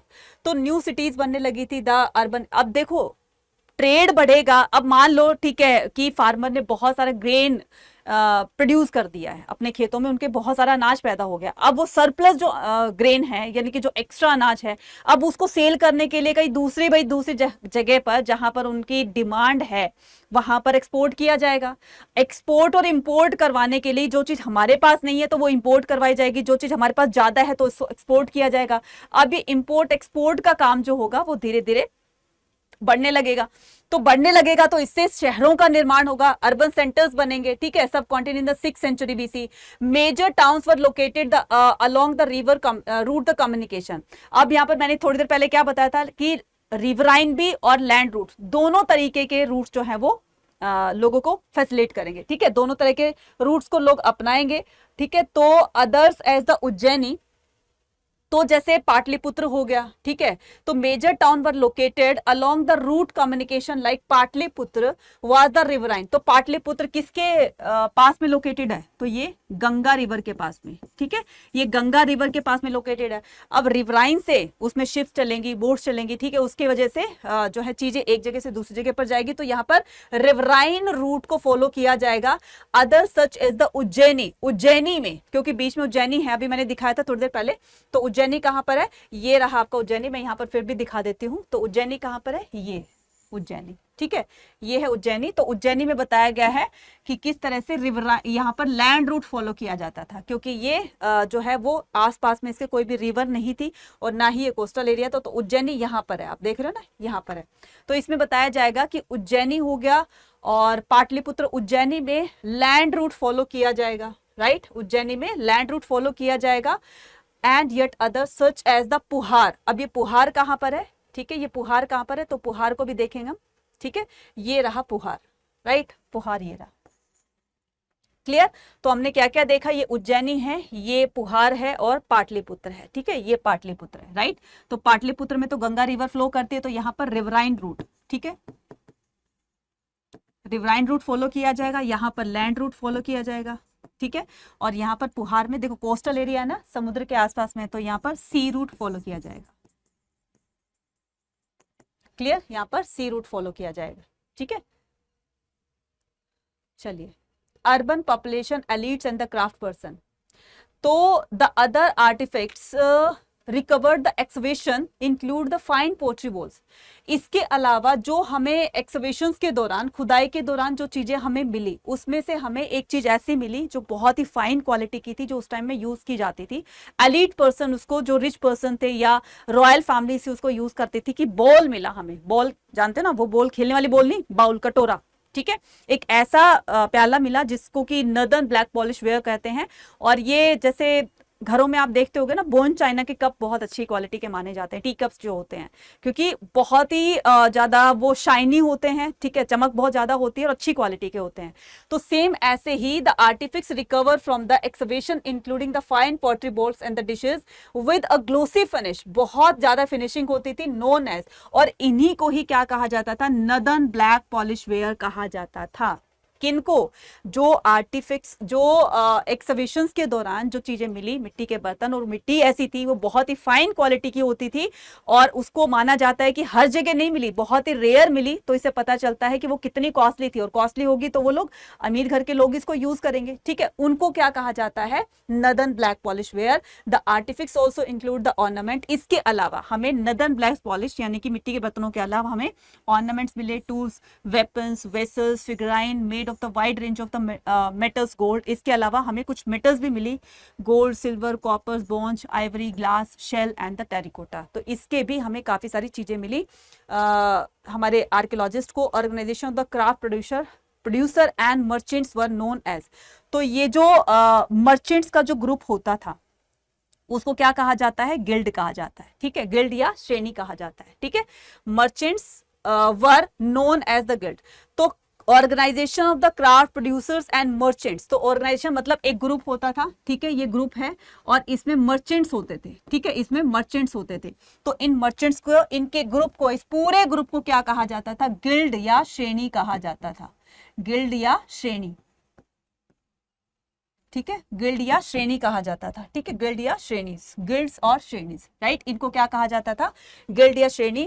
तो these guild were probably procured raw material regulated production and the marketing the finished product। अब मैंने क्या बताया था, मैंने बताया था कि किस तरह से एक जो मर्चेंट होता है ना, वो एक काम कराता है, लेकिन उस एक काम के पीछे काफी सारे लोग इंक्लूड होते हैं उसमें। जैसे मैंने एक एग्जांपल दिया था कि एक शर्ट बनाने का काम होता है, तो शर्ट में पहले रॉ मटेरियल होता है कि फार्मर से कॉटन बोल्स ली गई, कॉटन बोल से फिर वो दूसरे के पास गया, मर्चेंट, वही सेम मर्चेंट है, किसान से कॉटन ली, ठीक है, कॉटन बॉल्स ली, कॉटन बॉल से स्पिन करने के लिए कॉटन को, तो किसी और को दिया, फिर थर्ड पर्सन के पास जाता है कि तुम्हें इसका थ्रेड बनाना है, फिर फोर्थ के पास जाता है किसके पास क्लोथ बनाना है, फिर फिफ्थ के पास जाता है इसको डाई और प्रिंट वगैरह करना है, फिर टेलर के पास जाता है। इस तरीके से वो एक शर्ट बनने में इतने सारे लोग इंक्लूड होते हैं। तो इसमें बताया गया कि these guild probably procured the raw material, ये रॉ मटेरियल से लेकर के और फाइनल प्रोडक्ट तक बनते बनते इतने सारे काम करते हैं, और इनको क्या कहा जाता है, गिल्ड और श्रेणी कहा जाता है, ठीक है। तो from the 6th century BC land और रिवराइन रूट क्रॉस सब continent and extend in the various direction, the both overland and the overseas, ठीक है। ये हमने देख लिया कि सी रूट भी यूज किया जाता था और लैंड रूट भी यूज किया जाता था। सो दोज हु ट्रेवल, दो देखो, जब ये सी रूट्स जब वो करते थे ना, समुद्री यात्राएं करते थे, तो एक पर्टिकुलर राजा जो होता था, रूलर, वो किसी को स्पॉन्सर किया करता था कि तुम्हें सी रूट फॉलो करना है, और जो भी ट्रेडिंग से रिलेटेड या जो भी व्यापार से रिलेटेड बातें होती थी या ट्रेडिंग कराना होता था, तो हमारा ट्रेड वहां तक जाना चाहिए, ठीक है। तो उसके लिए किसी को स्पॉन्सर किया करते थे, पैसा दिया करते थे कि तुम्हें वहां तक जाना है और इस तरीके से ट्रेडिंग रिलेशन बनाने हैं। और ये बिजनेस पर्पज से, जैसे पेरेंट्स जाते हैं ना, शायद आपके पापा भी जाते हैं, राइट, तो आपके घर में भी जाते होंगे, कोई बिजनेस पर्पज से बाहर टूर करते हैं, टूर इन द सेंस कि कोई भी डील वगैरह करते हैं ट्रेड को बढ़ाने के लिए आगे। तो सेम पहले भी ऐसे ही होता था, लेकिन इसमें एक चीज होती थी कि अगर कोई मर्चेंट जो होता था, ठीक है, मर्चेंट इन द सेंस कि अगर जिसको स्पॉन्सर किया गया है, ठीक है, तो वो अगर सही सलामत अपने डेस्टिनेशन तक पहुंच जाता था जहां उसको जाना है, और वो सी रूट फॉलो करेगा, राइट। तो जहां सही सलामत पहुंच गया तो ठीक है, उसकी तो बल्ले बल्ले हो जानी है कि इधर से भी राजा पैसा देगा और उधर से वहां से ट्रेड करके आएगा तो उसको डबल फायदा होगा। लेकिन क्या होता था कि कई बार सी में साइक्लोन्स भी आ जाते थे तो उसकी जान को खतरा भी हो सकता था, वो मर भी सकता था। ठीक है, अब जो सक्सेसफुली जो मर्चेंट्स होते थे जब वहां तक पहुंच जाते थे अपने डेस्टिनेशन तक, उसको क्या बोला जाता था? मसत्वन बोला जाता था। तमिल में उसको मसत्वन बोला जाता था। ये वर्ड याद रखना क्योंकि 1 मार्क का क्वेश्चन में आ सकता है। ठीक है, तो काफी सारी चीजें ऐसे हैं जो आपके जो ब्लू बॉक्स होता है ना उसमें से निकाली गई है। तो ये ब्लू बॉक्स पे भी आपको बहुत अच्छे से ध्यान से पढ़ना है, ध्यान देना है। एंड द सेठीज एंड द, और सेठीज इनको बोलते हैं, सेठीज और द सत्वाहास और प्राकृत में, यानी कि तमिल में इनको महासत्वन बोलते हैं और प्राकृत भाषा में इनको सेठीज और सातवाहास बोलते हैं। ठीक है, किनको? जो सक्सेसफुल मर्चेंट्स होते थे जो वहां तक पहुंच जाते थे।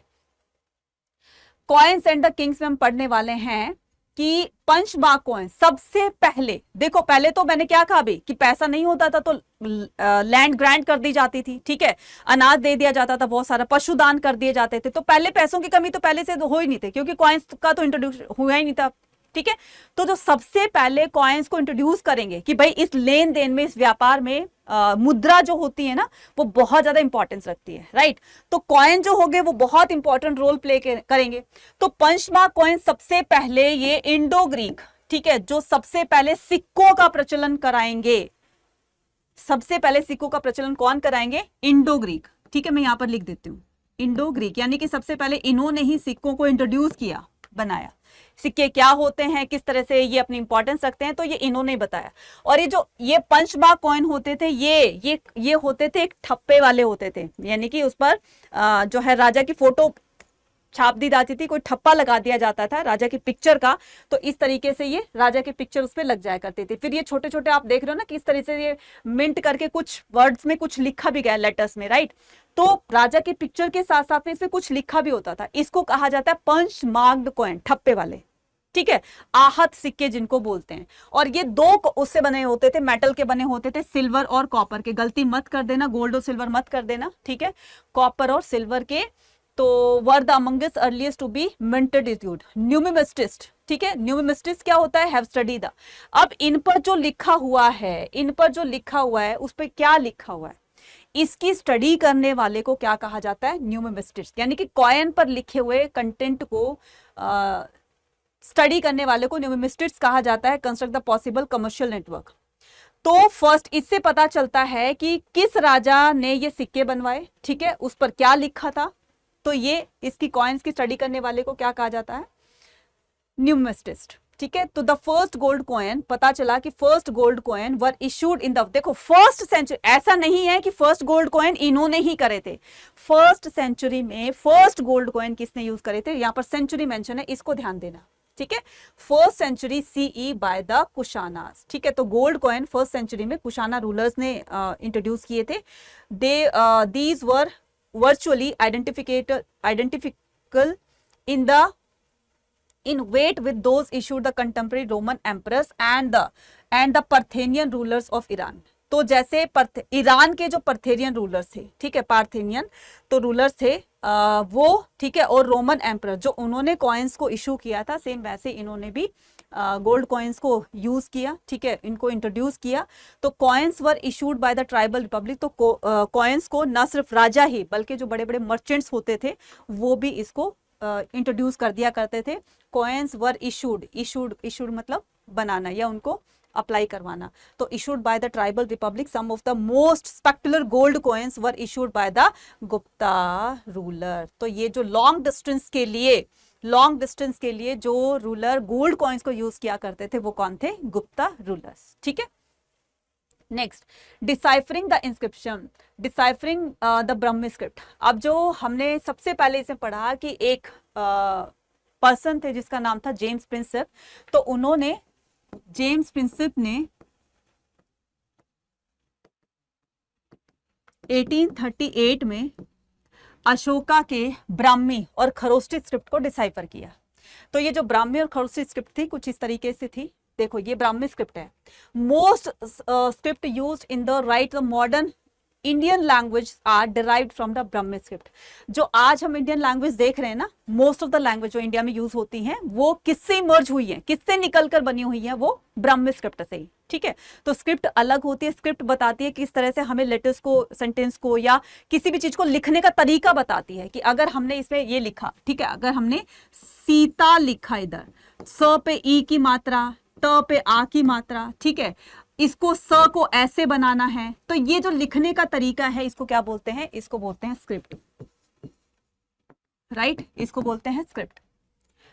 तो from the late 18th century European scholar with the help of the Indian pandit could be several manuscript. तो उन्होंने क्या किया कि पहले एकदम से अचानक से थोड़ी ना पढ़ा जाएगा, पहले वो जेम्स प्रिंसेप जो था, यूरोपियन स्कॉलर जो थे, वो इंडियन पंडितों से मिले, उनके साथ टाइम स्पेंड करते हैं, फिर धीरे धीरे उनसे संस्कृत सीखी, संस्कृत सीखने के बाद फिर उन्होंने इंडियन टेक्स्ट बुक को पढ़ना स्टार्ट किया। ठीक है, पढ़ने के बाद क्योंकि वो बाकी भाषा तो ठीक है जानते थे कि उनको अरेबिक आती थी, उनको ये आती थी, वो बहुत सारी भाषाएं आती थी, राइट, लैंग्वेजेस आती थी। अब जो जो इनको लैंग्वेजेस आती थी वो तो ठीक है, उनको तो अच्छी तरह से पहचानते, तो नहीं आती थी उनको पहले उन्होंने सीखा, फिर जाकर के एक एक लेटर को उन भाषाओं के साथ मैच किया कि इसका मतलब क्या होता है, क होता है, इसका मतलब क्या होता है, च होता है, इसका मतलब क्या होता है, ड होता है। तो कहने का मतलब अलग अलग भाषाओं में जो भी लेटर्स लिखे हुए थे उनके मीनिंग्स को जान करके तब जाकर उनको एक क्लियर पिक्चर रीडर्स को बताई गई। Scholars who study the early inscription, जो इंस्क्रिप्शंस को स्टडी करते हैं उनको क्या बोलते हैं, एपिग्राफिस्ट बोलते हैं। ठीक है, these were written in the Sanskrit, earliest inscription were in fact in the Prakrit. तो जो सबसे पहले हमें इंस्क्रिप्शंस मिले बच्चे वो प्राकृत भाषा में लिखे होते थे। गलती मत कर देना, संस्कृत मत कर देना, प्राकृत लैंग्वेज में लिखे होते थे। लैंग्वेज की बात हो रही है, स्क्रिप्ट की नहीं, स्क्रिप्ट अलग थी। ठीक है, तो script is the another thing and language is the another thing, right. So it was likely after the decade the carefully investigation by the, तो काफी इन्वेस्टिगेशन करने के बाद जो हमारे एपिग्राफिस्ट थे, कौन, James Prinsep was able to, तो काफी मेहनत मुशक्कत करने के बाद, काफी सारी लैंग्वेजेस को सीखने के बाद फिर एक एक लेटर का मीनिंग उनको पता चला, और फिर तब जाकर के 1838 में जेम्स प्रिंसेप को ब्राह्मी स्क्रिप्ट डिसाइफर करने का ये जो बेड़ा उन्होंने उठा रखा था इसमें सफलता मिली, सक्सेस मिली। डिसाइफर द खरोष्टी, अभी तो हमने ब्राह्मी पढ़ा था, ठीक है, अब पढ़ेंगे हम खरोष्टी स्क्रिप्ट को। तो ये ऐसे खरोष्टी स्क्रिप्ट होती थी। अब बोलोगे मैडम ये तो उर्दू में लिखा हुआ है, क्या लिखा हुआ है कुछ समझ नहीं आ रहा, लेकिन यही लैंग्वेज लिखी हुई थी, इसी लैंग्वेज में अशोका के इंस्क्रिप्शंस पाए गए थे। ठीक है, तो the Kharosthi script use in the inscription north west, ये कहां पर यूज की जाती थी, कौन सी डायरेक्शन में, नॉर्थ वेस्ट। ठीक है, ईस्ट वेस्ट नॉर्थ साउथ, ये 4 डायरेक्शन होती है ना, ये हो गया आपका नॉर्थ हो गया, साउथ हो गया, ईस्ट हो गया, वेस्ट हो गया, ये आपका हो गया नॉर्थ वेस्ट। ठीक है, तो ये इस साइड में, ठीक है, इस साइड में, और ये हो गया आपका, चलो सारा बता देती हूँ, ये हो गया आपका नॉर्थ ईस्ट, ठीक है, साउथ ईस्ट, और ये हो गया आपका साउथ वेस्ट। तो इस वाले एरिया में खरोष्टी स्क्रिप्ट यूज की जाती थी। Here coins of Indo-Greek are found the rule over the areas. ठीक है, these coins contain the name of the king. जो भी यहाँ पर हमें coins मिले तो उन coins में किंग का नेम रिटर्न होता था। ठीक है, Greek and the Kharosthi script होती थी, इन पे जो लिखी होती थी। ठीक है, and later Prakrit was identify this coin, और फिर बाद में पता चला कि ये तो प्राकृत भाषा में लिखी होती है। ठीक है, फिर से समझो कि Kharosthi script use in the north west side, here the coins of the Indo Greek. तो जो इंडो ग्रीक ने जो कॉइन्स बनाए थे, अभी कौन से कॉइन बनाए थे, आहत सिक्के, यानी कि पंचमार्क कॉइन। तो उनपे जो भाषा लिखी होती थी, उनपे जो स्क्रिप्ट लिखी होती थी वो या तो ग्रीक होती थी, ठीक है, या फिर खरोष्टी होती थी। फिर बाद में पता चला कि ये ग्रीक भी नहीं है, खरोष्टी भी नहीं है, ये तो प्राकृत भाषा में लिखी होती थी। तो फिर उसका इस तरह से जो है मीनिंग निकाला गया। Clear. Now historian evidence from the inscriptions. अब ये हिस्टोरियंस को किस तरह से इंस्क्रिप्शन से काफी सारी चीजें पता हो चलती हैं।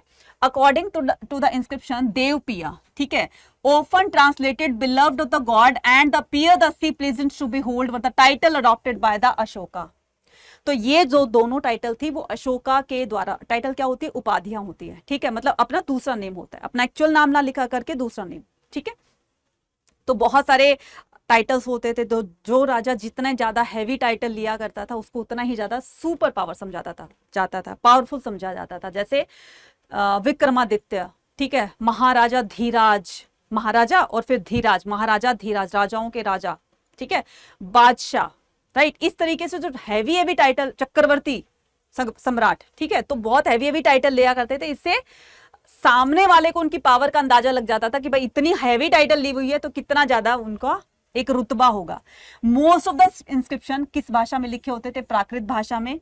And most of the Prakrit inscription were written in the Brahmi script. और ये जो प्राकृत लैंग्वेज में जो इंस्क्रिप्शन लिखे होते थे, इनमें स्क्रिप्ट कौन सी यूज की जाती थी? ब्राह्मी। खिचड़ी बन गई। लैंग्वेज कौन सी थी? प्राकृत। और ये स्क्रिप्ट कौन सी थी? ब्राह्मी। ठीक है। After examining all these inscriptions, ठीक है, after examining all these inscription find the match the term the contain style.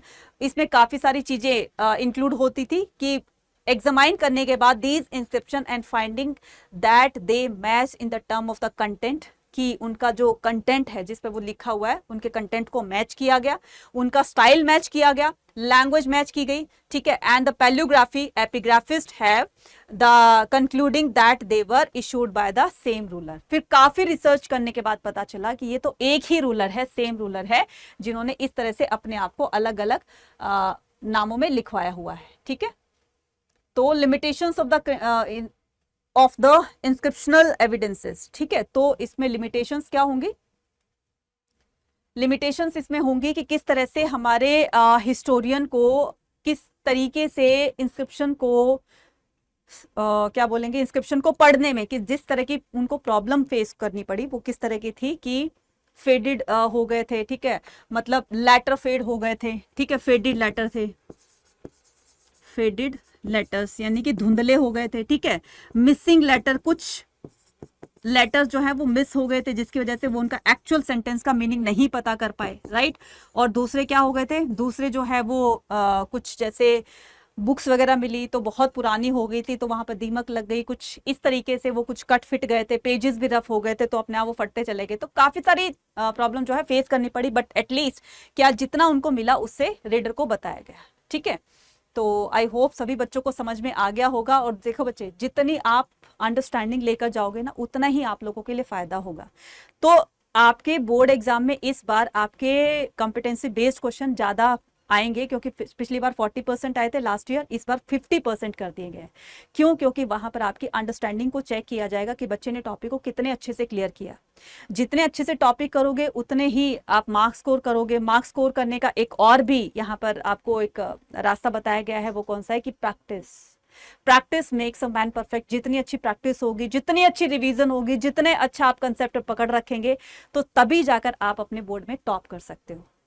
अब ये तीनों चीजें, रेगुलर कंसिस्टेंसी भी चाहिए आपको। ठीक है। रेगुलरिटी भी चाहिए। तो जहां पर आपने रेगुलरिटी एक दिन भी स्किप कर दी, इसका मतलब आपकी तो वो गई, पीछे का आपने सारा जो भी जितना पढ़ा था वो धीरे धीरे वॉश होता चला जाएगा।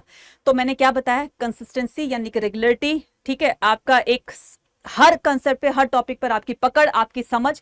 तीसरा क्या बताया? रिवीजन और प्रैक्टिस। बच्चे ये 4-5 चीजें जो ऐसी होती है ना जो आपको आपके टॉप बनने में बहुत बहुत हेल्प करेगी।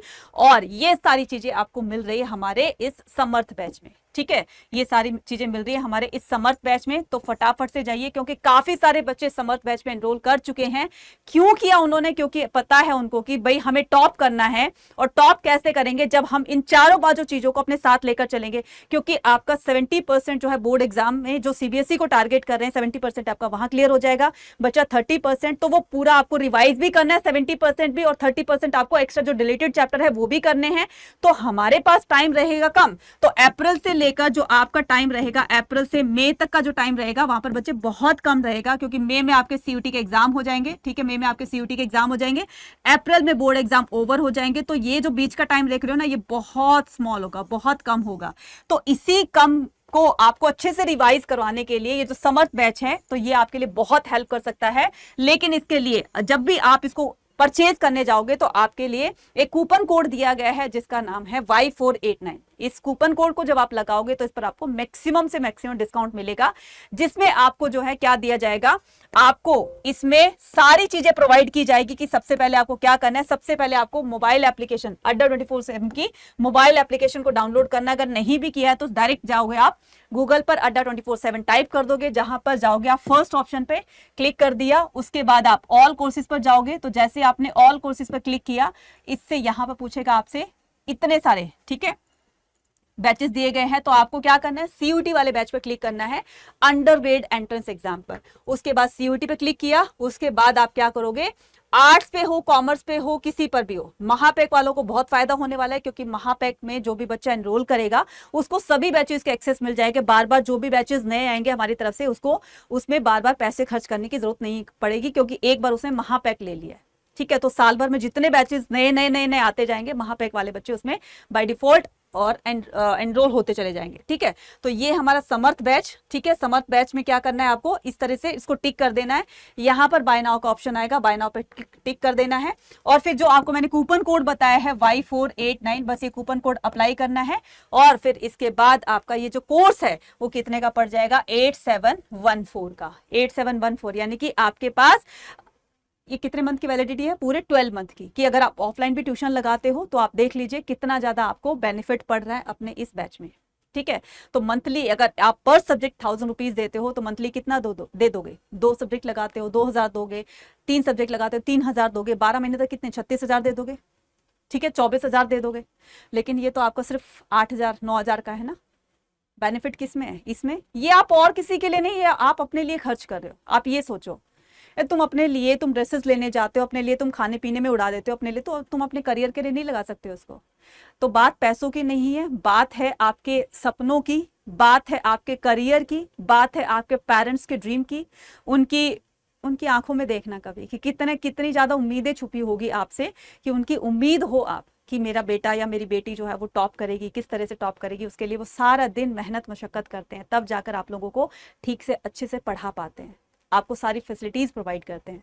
ठीक है, तो अब आपकी बारी है कि आपको वो प्राउड मोमेंट उनको देना है जो जिसके वो हकदार हैं। ठीक है, तो जल्दी से आइए और फटाफट से हमारे समर्थ बैच को ज्वाइन कीजिए और टॉपर बनने का आपका और अपने पेरेंट्स का सपना जो है साकार कीजिए। मिलते हैं अपनी नेक्स्ट वीडियो में। Till then take care, bye bye.